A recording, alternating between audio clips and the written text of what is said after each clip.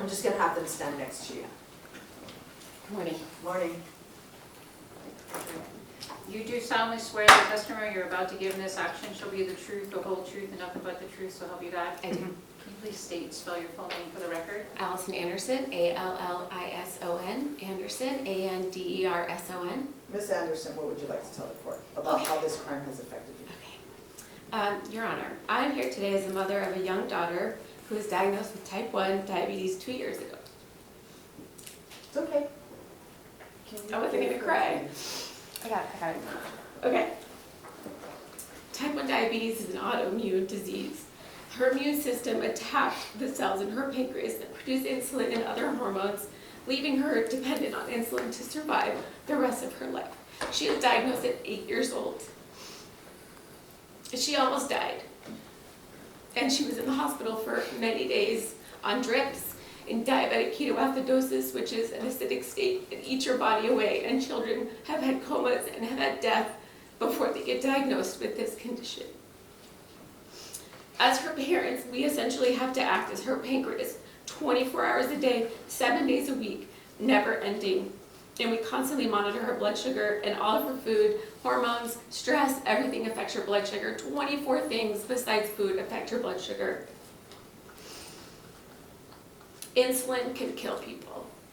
One miscalculation of an insulin dose can kill my child.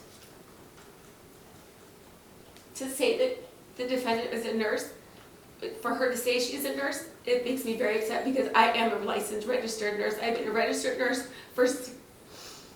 for almost 15 years. I went to school. I had a traumatic childhood. I went to school. I did it the right way, and I care about people. And this is a very dangerous disease that she has to live with her whole life. There's about 1,300 kids in Clark County that have type 1. There's only 3 doctors that take care of patients like this. Dr. Dewan's office that she worked for cares for 50,000 children in Clark County, and most clinics should only have 8,000. There's a list miles long to get into a different endocrinologist. And I know that they did speak about Dr. Dewan's office, and I'm going to speak on that as well.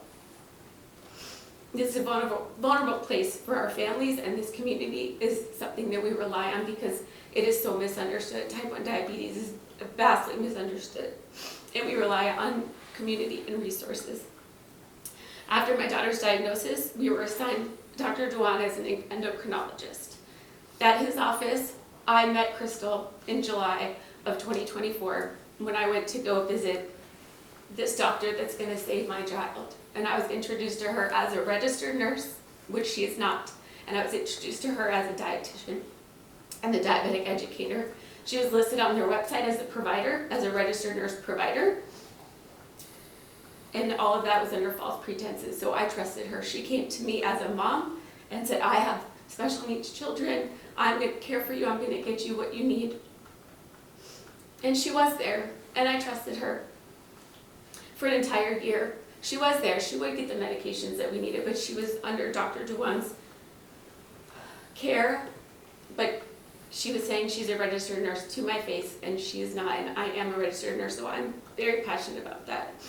And so she called me and said that Dr. Dewan's office was being improper to her. They were going to cut her pay, and that they were a racist system, and she was going to create her own concierge clinic. And do we want to come and be a part of that with her? Because this is a terrible office, and she doesn't think that this office can care for our children anymore. And she took staff with them. She created a place called Glucose and Glow, where she did Botox and injections and also treated diabetic children. There were 12 families listed as victims that she ran this office for a few months. This was in July of 25. So after a year of working with her at Dewan's office, she was at this clinic that she created. I brought my daughter there to start her insulin pump. She, the defendant, actually trained us on the insulin pump, which, if the settings were wrong, could have killed my child that very day. Luckily, I am a nurse, and I advocate for myself, and as a type 1 parent, whether you're a nurse or not, you know more about type 1 diabetes than the endocrinologist does sometimes, because you know your child. Each diagnosis is different per child. You literally have to change your dose every single minute to keep your child within range in a safe way.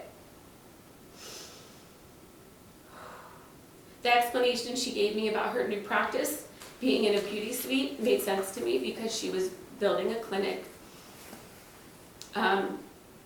She had doctors prescribing insulin for her, and she was dosing it out, and she could have killed children.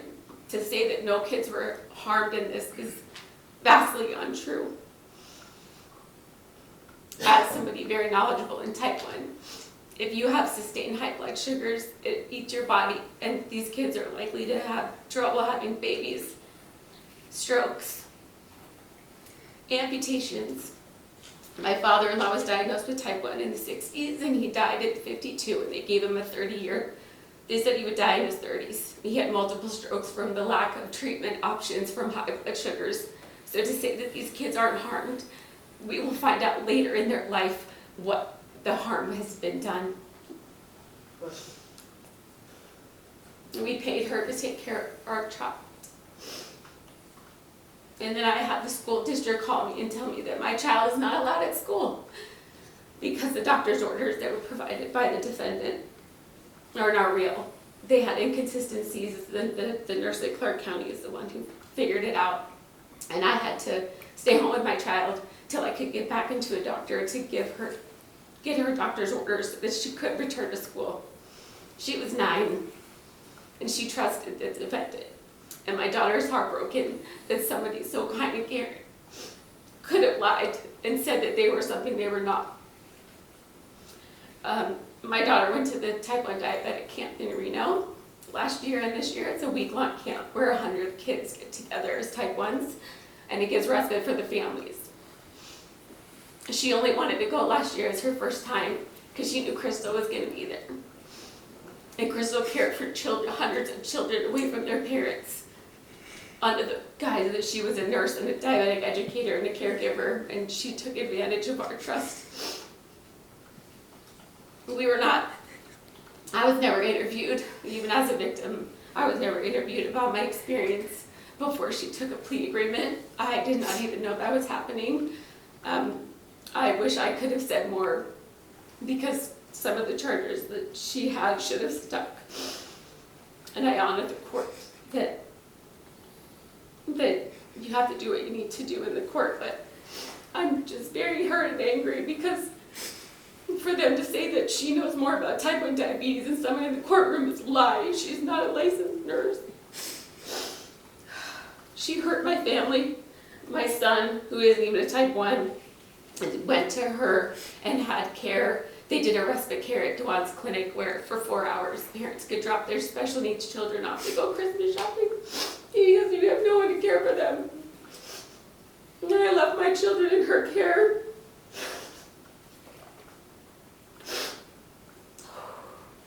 This is simply not a financial deception. I was deceived about my child's health and safety. I trusted the defendant with insulin, education, medical. Even though I am a nurse, I still need guidance. I am just a nurse, I am not a doctor. So to prescribe things, that's a doctor. To diagnose, that's a doctor. I never would have knowingly placed my daughter in the care of an unlicensed person. She built trust with me over a year in Dr. Dewan's office. After we learned what happened, the impact is immediate. Like I said, we had to rebuild her medical care, obtain proper orders, get her back in school, and show my sweet child that there are caring people out there in the world. Even if they lie to you, you can't think that everyone's going to do that. And my kids still are like, I can't believe why would she do that, Mommy? Nurses are supposed to care about people. And I said, she's not a nurse. She took advantage of us.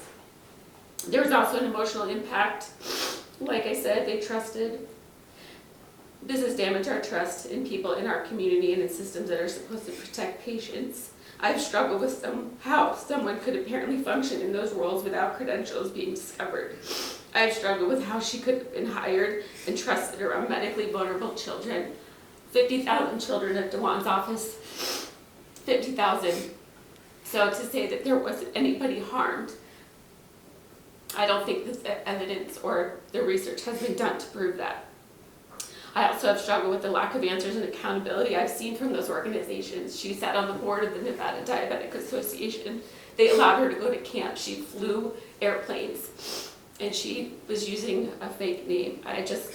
One of the most disturbing memories for me now involves the camp. There are parents now that don't trust the camp, that won't send their children there, and that was their safe space. Knowing what I know now makes that terrifying to think about. Insulin errors can have catastrophic consequences. Diabetes management also affects long-term health. I recognize I cannot speak to medical outcomes I do not know.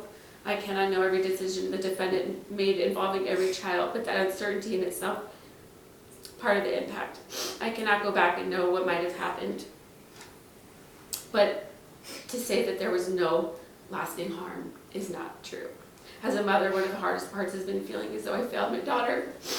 I understand that I was deceived, but I still ask myself how I missed it and how I trusted the wrong person with my child's health. And those are questions that I have to live with.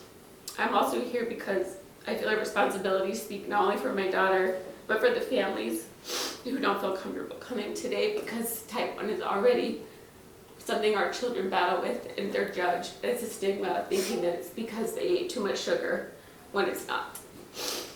And they walk around beeping with medical devices and leave the classroom to get treated every single day, multiple times a day, when they just want to be a regular kid. I know how vulnerable families can be when they are trying to keep a child with this disease safe. I understand that the court is sentencing the defendant on charges that are brought before her today, and I respect the court's role in legal process. I also want the court to understand that the impact on my family did not become smaller when the number of charges became smaller. The fear did not become smaller. The betrayal did not become smaller. The disruption to my daughter's care and our trust did not disappear. She could have killed a child. She wants time with her family, but she could have killed children. And she used the fact that we have vulnerable children to deceive us. Ultimately, the reason I am here today is because I do not want this to happen again. Families of children with type 1 already carry that enormous responsibility. The support and resources available to families can already feel insufficient. Vegas is really lacking in the services, and that's how she was able to take advantage of us. We should not also have to wonder whether the person representing herself as a medical professional is actually qualified to care for our child. She hurt families, she violated the trust and parents placed in someone that they believed was a medical professional, and she inserted deception into an area where trust and competence can literally be matters of life and death every single day. I'm asking the court to impose a sentence of the max that reflects the seriousness of the breach of trust within this court's authority. Help prevent the defendant from putting another child or vulnerable family in this position again. I'm asking for accountability, consequences, and protection from the community. After today, I do not want to give the defendant any more space in my family's life. I will continue doing what I have always done and advocating for my daughter and for children living with type 1 diabetes in this community. And I want to leave this courtroom knowing that I spoke for my daughter and I told the court what this has done to our family, and I did everything I could to help make sure another family doesn't have to experience this. The whole truth has not been stated today. There's a grave misunderstanding, I think, of the depth of this. She worked at a clinic for an entire year, 2 years actually, a year before I even got there. It wasn't just a few months at a clinic. It was years of lies saying she was a registered nurse when she's not. That's all I have to say. Thank you. Does the defense or the state have any questions? No, Your Honor. Ms. Anderson? No, Your Honor. So, Ms. Anderson, what I want to say to you is that I have heard what you have said. I think sometimes it's difficult for family members to understand when negotiating a case that the state and the defense have to look at different things. Okay, I do not think that the impact is less on your family because the defendant only pled to 2 charges. So that's part of just the legal system, but I don't think the impact is less. And I have heard what you said, and thank you for being an advocate for your child. Thank you. Okay. Next victim speaker. Tia Stanfield.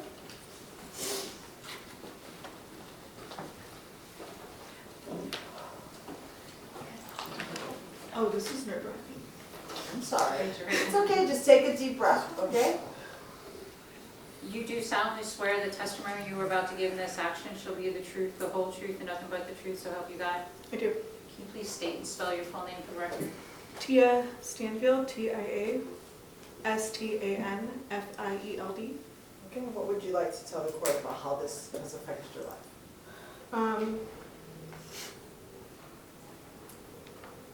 My daughter was diagnosed with type 1 diabetes at 4 years old. Anyone who has lived this disease It's okay, just take a deep breath. understands the fear that comes along with that diagnosis. Type 1 diabetes is not just simply checking blood sugar.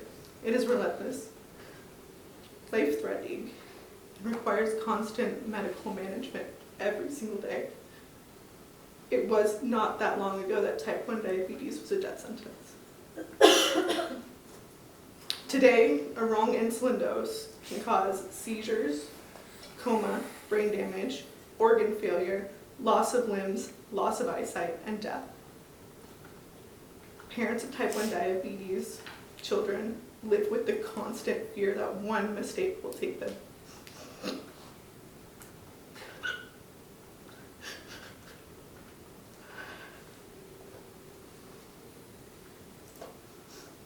Beyond the physical dangers, this disease is emotionally devastating for children. They endure repeated injections, pump site changes, alarms throughout the night, fear of dangerous lows, and exclusions from normal childhood activities.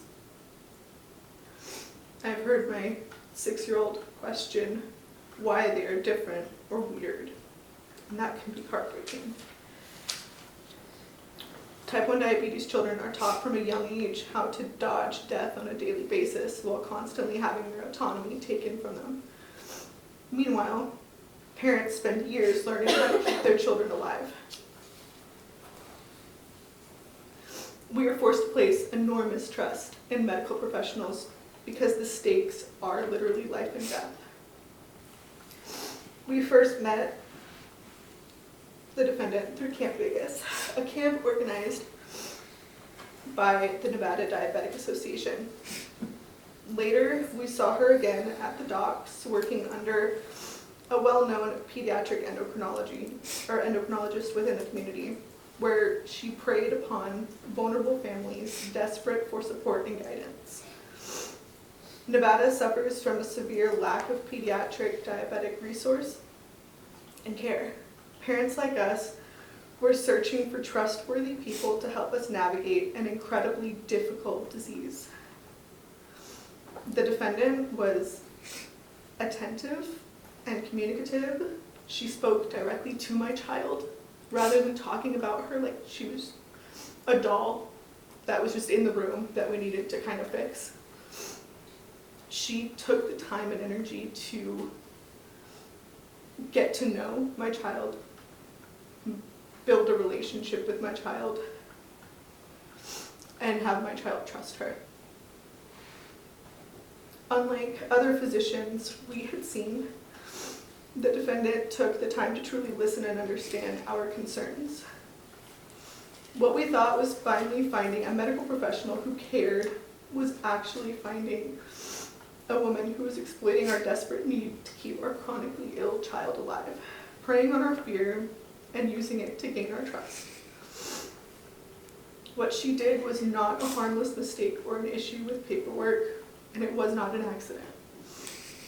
She inserted herself into the medical care of a very vulnerable population while falsely presenting herself as being qualified to do so. She manipulated and scared parents into trusting her with decisions involving dangerous medication and diabetic management, decisions that can determine whether a child lives or dies. She is extremely lucky that there's not a trail of dead children behind her reckless actions. The 12 victims included in this case do not begin to reflect the true number of children she endangered. Those were only the ones reported through CCSD. She had access to families through the doctor's office she worked at for several years, community event, and she even managed to get on the board for the Nevada Diabetic Association. There are potentially hundreds and thousands of families exposed to her fraudulent conduct and who may never even realize that they were put at risk. What is most disturbing is the pattern of behavior. After these allegations came to light, she began manipulating the victims, claiming she was the victim of a smear campaign from the previous doctor's office that she worked at. She was very calculated in planting seeds of distrust towards the other capable physicians in the area, making the only two other pediatric endocrinologists at the time feel very unsafe for us to turn to. We were blacklisted from Dr. Dewan's office, couldn't go there. My daughter was removed from school for almost a week because we needed doctor's orders. And we couldn't get in to see a doctor for 6 months. So in that time, we had to rely on clinics and just hope that nothing catastrophic happened because we wouldn't have anywhere to go.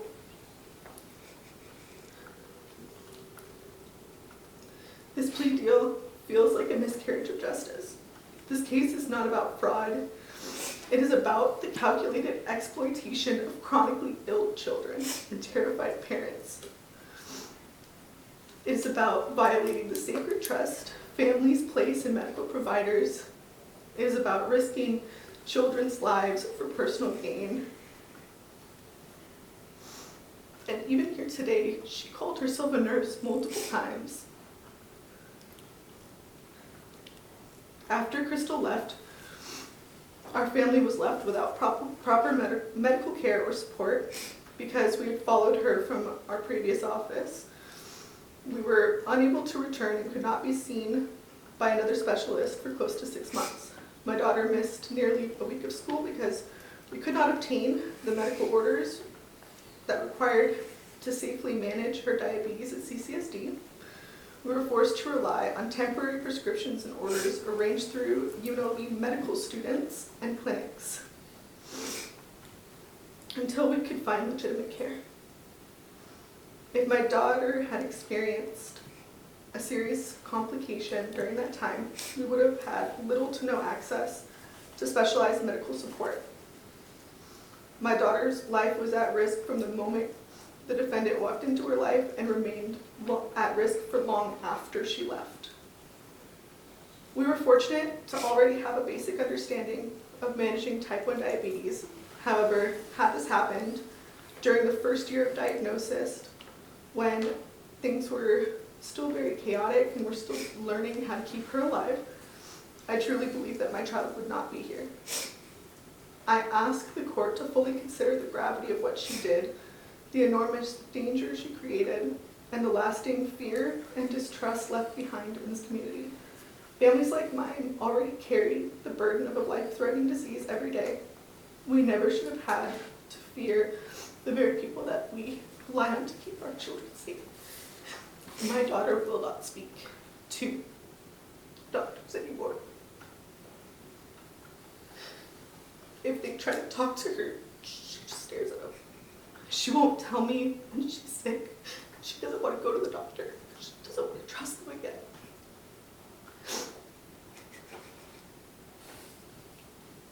I respect having a painful upbringing.